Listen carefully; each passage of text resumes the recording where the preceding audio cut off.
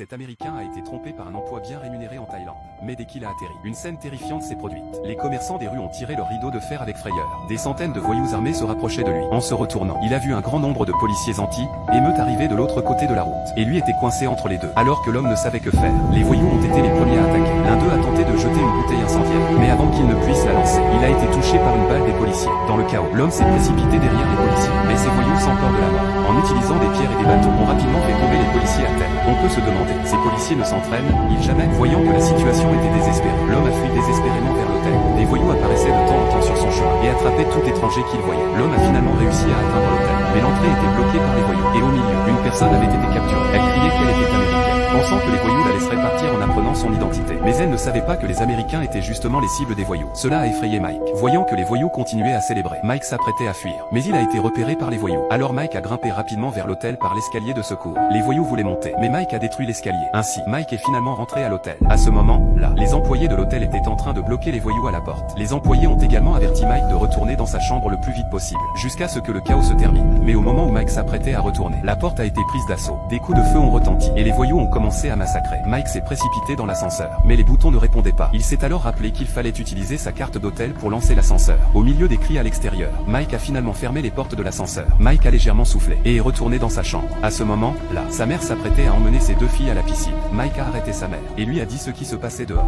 Mais à ce moment-là, Mike a soudain réalisé que sa fille cadette avait disparu. Sa fille aînée a dit à son père qu'elle était déjà allée à la piscine toute seule.